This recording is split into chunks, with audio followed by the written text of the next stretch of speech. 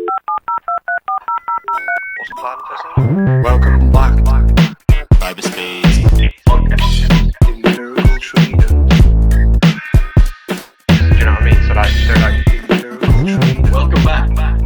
Hello and welcome back to the CyberSpace podcast by Empirical Training. I'm your host, Josh, and today we've got a part 2 of a Recruiter Ask Me Anything that we did a few months back. So you may have heard part 1 already. If not, I'd advise you check that out.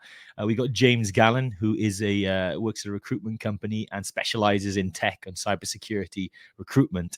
So he's going to share insights into what it actually takes to get a job in cybersecurity, the people he's helped place. He's going to share some success stories and things he's seen work really well from certain candidates. Also, he takes all the questions that our audience have. So some of those hard-hitting questions like, is it realistic to actually be able to get a cybersecurity job in the current climate? Can you get it without any IT experience? All that coming up, as well as Rob and I are going to share our own experiences. Rob has a few more than I do, having interviewed a lot of people. I've been on both sides of the counter, of the table, but I've mainly been done interviews myself. And so we do have some tips. We're going to focus this episode more on the softer skills. We talked a lot about technical pieces before. And yeah, hopefully something in here will help you, help you along that journey if you are applying for jobs right now, because it is relentless. Someone described it as psychological warfare to me before, the rejections you get. So hopefully this will help you see that, you probably are doing the right things. There are maybe some areas you can improve in and keep you on that momentum for that task of applying for jobs and getting you that first cybersecurity role, because that is what we are trying to do here with the CyberSpace podcast, is get more people into cybersecurity, because goddamn, we've had a great career so far and we're really enjoying it. I know we want to help other people get in there too. So without further ado, we're going to cut straight into Robbie asking, how can he make himself stand out as a candidate? So myself, Robbie and James will now take it from here with our fourth member, of course, the audience who piled in a lot of questions. If you're on the YouTube, you'll get to see those come up on screen. If not, we read them out. And if you want to be a part of something like this, again, you can find us on school.com/secops. You can join us. We have a free community where you can get involved in these types of Q&As and get involved in the discussion in the community. We also have a paid version if you do need additional mentorship and support to get you that first role in cybersecurity and join the alumni of Empirical Training. So without further ado, let's get back to the conversation with James, Robbie, and Josh.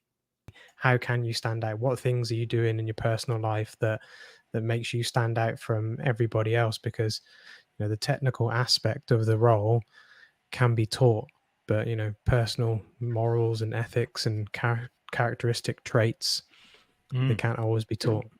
And it is important. It's definitely a big piece of the puzzle that is 100% overlooked at times. Yeah, and I think that's probably why the Coursera and all those platforms, there's so many courses you can do that give you the knowledge. And so we've kind of focusing on the experience that you get from more hands-on stuff, right? Like it's empirical, it's in the name. Show me, don't just tell me.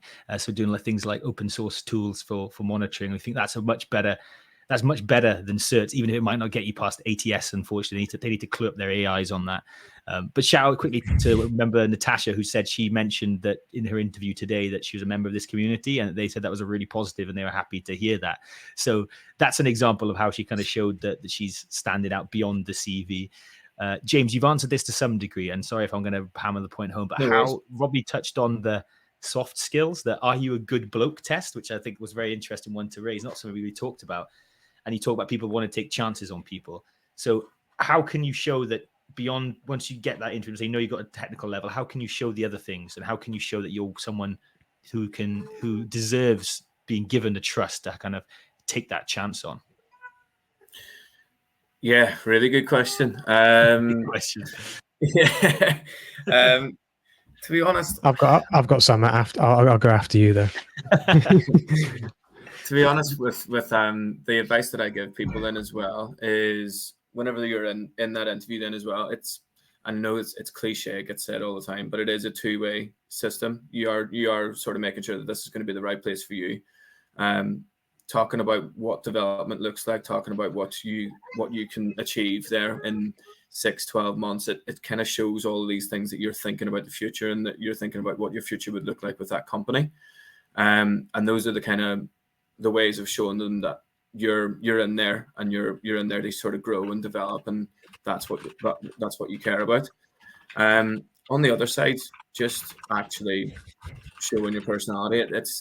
It's hard not to be stiff in an interview, because it's just an unnatural process. Really, you're not really used to be sitting down and doing all of this, but trying to get your personality across in some way, talking about what you like to do outside of work, doing all those things, talking about how you sort of interact with other teams in whatever job you do at the minute. All of those soft skills that you've learned elsewhere are really, really important. I've got an amazing sort of case study of someone who, they're probably only in cyber now about coming up to 5 years. Started off as an intern, doing a 1 week's work for an MSSP, and as we speak now, they're the SOC manager over there now, managing a team of 19, and Wow. all of their skills and all of their business knowledge that they had from their previous work of, they were a brand manager of like a retail company. All of that soft skills and all of that stuff that they knew about around business, that came in so useful, and made them progress. Obviously, from the technical side, they had to do a lot of work in a short amount of time, but all of the soft skills were there, and all of them knowing how to manage people, knowing how to talk to people, meant that they progressed really, really quickly. They're one of my hiring managers now. Actually, I work with them on that aspect and help them build out the team. But like mad progression in a short amount of time, because the soft skills were already there, and then they learned all the technical. Yeah, that's unbelievable. Hell of a story. I've had a few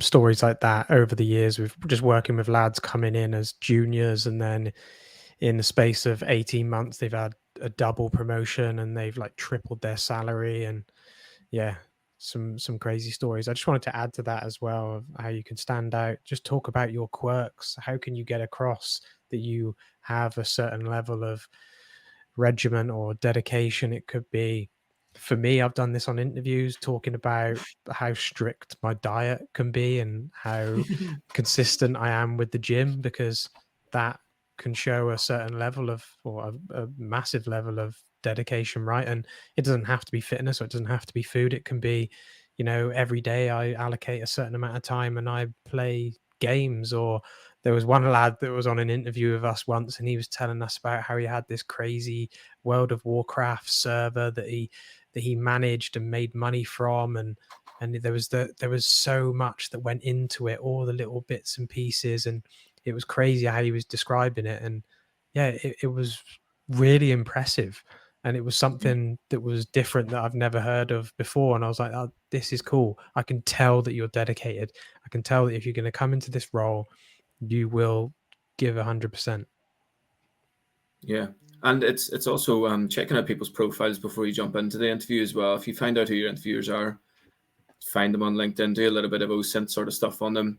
Find something in common. There's going to be something that you have in common. And so I don't know if this is a sales trick, but it's something that I do tell a lot of people, is if you can find something in common with somebody within the first 60 seconds, I think it is, the rest of your conversation with them will go a lot smoother.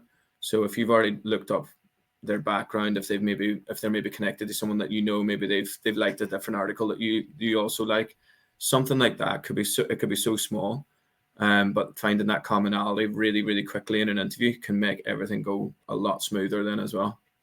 That's some David Blaine type stuff there. In the space of 10 days, you've become supporters of 30 different football teams. Oh, no way. I support Arsenal as well. It goes back to that authenticity that you talked about, right? You can beef up your CV, you can beef yourself up with an interview, but if you're going to be lying through your teeth, you're going to get found out in a minute.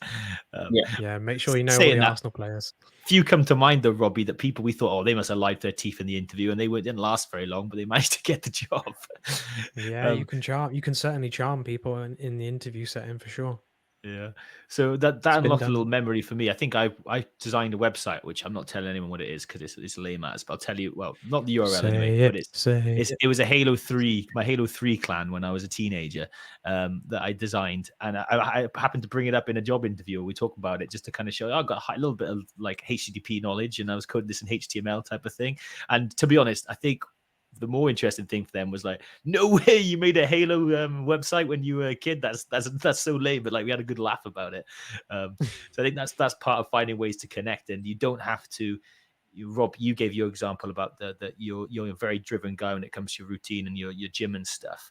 But if you're listening now and you're like, oh, I can't go to the gym, that's not in me. The World of Warcraft example kind of dispel that straight away. It's just about wherever your passion is, showing somebody what your passion is and how you're kind of dedicated to that.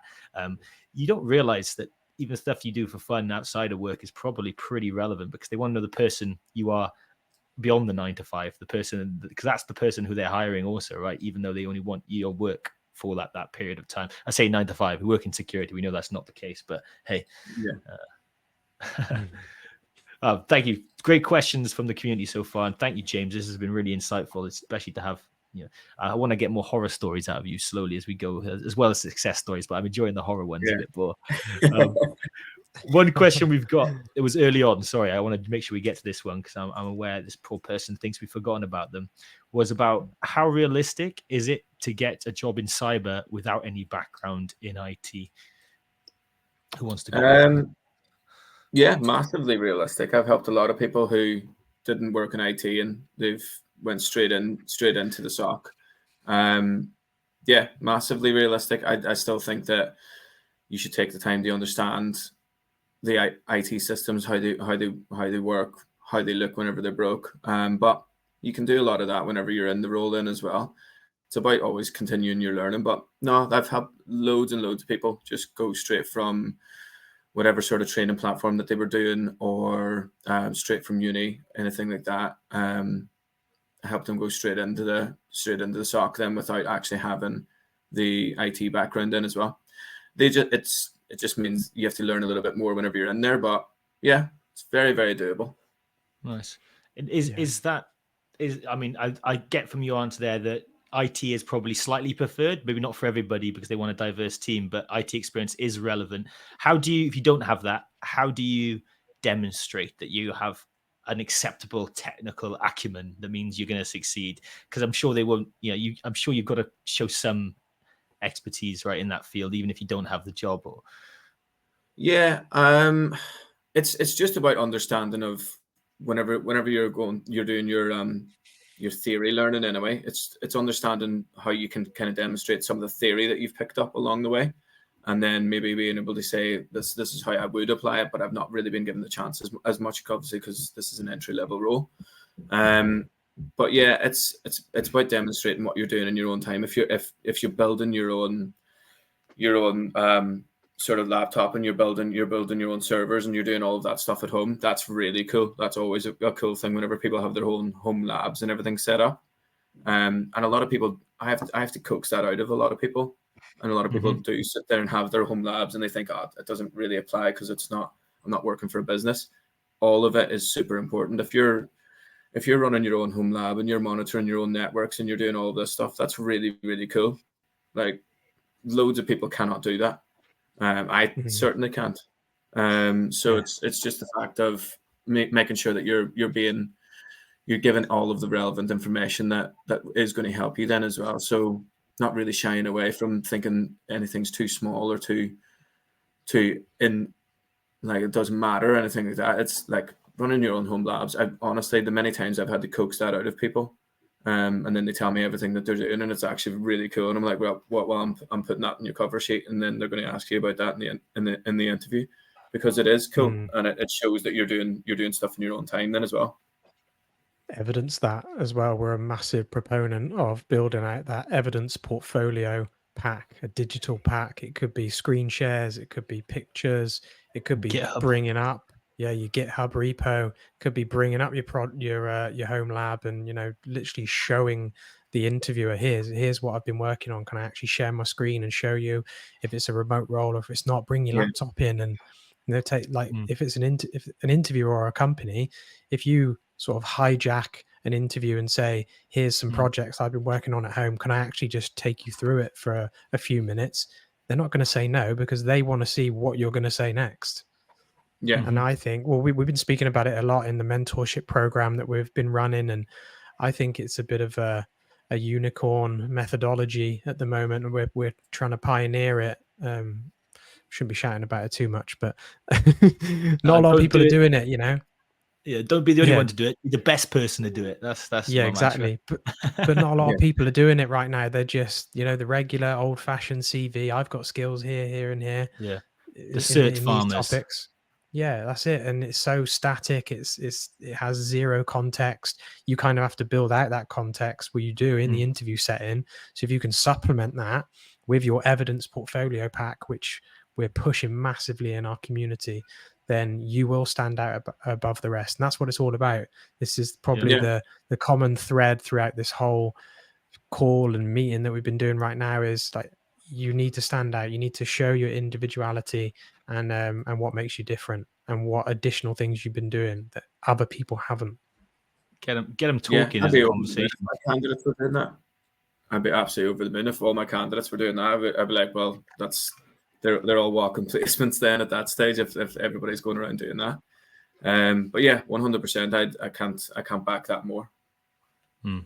Yeah, the ones where it becomes a conversation, that's where you're winning. When they ask you those kind of convoluted questions of what would you do in this scenario, and you are going to get those type of questions. Or could you demonstrate a time that you showed responsibility or accountability? I hate those questions. And they are going to sit there. They're going to have like 3 or 4 of them written down on a piece of paper that they'll rely on if there's silence, if it doesn't become a conversation. So if you can get on that front foot and start showing them things and get them just asking you questions about the stuff you know about your projects, you know, if you talk about your projects, your home lab, I love that you brought that one up, because today somebody asked me, is building a computer relevant? I said, absolutely it is. Like, you know, to talk about that and expand on that. And then you're there talking to you about something you know about and that you're interested in, and also in a conversational manner. So you come off a lot better.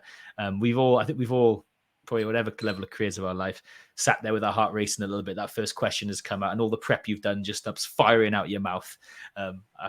One good interviewer once said, whoa, stop. Let's take a second and let's go again. And that was the kind of reset that I needed. But third gear, not 6th gear. Yeah. You'll get told to slow down even today when I'm presenting, not even interviews. All right, great. So there's one question that I knew was going to come up today, because we have a global community, which is fantastic. You know, we talk about, Rob, you mentioned that diversity of analysis is a real strength in any SOC team. It's a team sport. You want your gym heads like Robbie, you want your Xbox nerds like me, and so on, because that's going to give you the best outcome and the best synergy. But we have some people who are in countries that maybe don't have that many opportunities in cybersecurity. They have been trying, since the advent of the kind of virtual SOC, they've been trying their hand at some more remote roles, sometimes outside of region. They just want to know, he's not had a huge amount of success applying for those, never even got a response. And he's keen to know, is there a blanket I can't hire from certain countries? Or if it's a remote role, will they only hire from people who are, say it's a US role in the US? Do they ever consider outside of there? James, what's your kind of experience from the requirements of businesses? What I have found, with even with remote roles, usually what they do tend to mean is remote, but within that country. There might be restrictions in terms of the clients that they have, and what can be seen in the data that they're looking at then as well, especially within the SOC. What I have found that it's always been a tricky one, because my life would be so much easier if there was no such thing as restrictions around visas and restrictions around who can work where, because honestly, I've found some amazing candidates who are just looking for that role, or looking for that position, and they will work so hard to get it. But because of restrictions, companies either can't sponsor them, they can't sponsor the visa, or they can't actually support them working in a different time zone or a different country then as well. So it's a super difficult one, and my heart really goes out to them as well, because it's something that it's a really, really difficult one, just in and around trying to find that company that will be able to offer you that role in as well. And it's the the actual opportunities are a little bit more limited on that side. But yeah, it's usually down to, if it is a remote role, it's probably remote, but within that country. And there will be restrictions around, and their HR policies in and around hiring people in different countries then as well, and how they would support that. So yeah, the world's just a bit more difficult whenever you have strict geopolitical borders then as well. Yeah, and I think people are a bit too lazy to try and get around those, like the HR teams sometimes, even if they could. You mentioned the data requirements, but sometimes those might not exist. And also, you mentioned 200 applicants within the 24 hours of a SOC will be posted up. So an easy way to filter out is pick the people who are in the region or not. So yeah, sorry, Rob.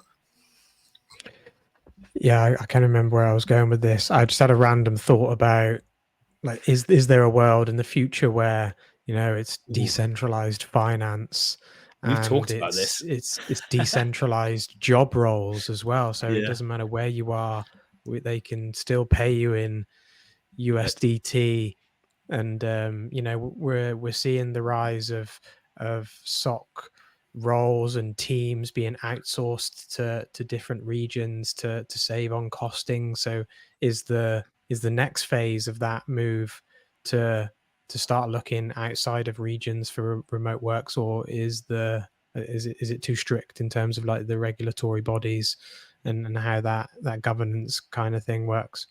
And James, just before you answer that, Robbie and I have talked about this offline a few times, and like the idea of this mercenary global SOC that you can kind of hire, and you get hundreds of analysts that kind of come charged in from all over the world, virtually.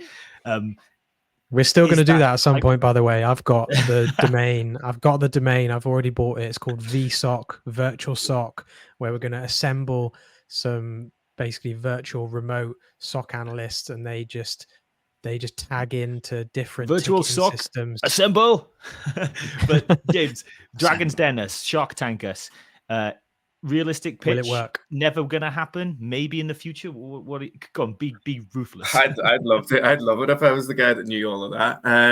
Yeah, but it does make sense though. Like you want to emulate your adversaries as much as you possibly can. Like it's whenever I talk about diversity within the SOC and diversity within cybersecurity teams, you want to emulate, because let's be honest, the hackers don't care about what race people are or what gender people are. They're hiring the best of the best to go and do what they need them to do. That's just how the defense should be working then as well. Hire the best of the best. Doesn't really matter where they are, who they are, as long as their ethics are in the right place, then you should be hiring them. I've got that really, really rose-tinted view of how this could all work as well, and just think, well, your adversaries don't really give a shit about any of that other stuff. They're just trying to break into your systems, and they don't care whether or not it's a man, a woman, what race they're from, what race they are, where they're from, anything like that. They don't care. They just want the result. And we will probably be thinking a little bit more like that at times then as well as the defense side. Companies just want the best bang for their buck at the end of the day. That's what it comes down to. But budgets and targets for the year.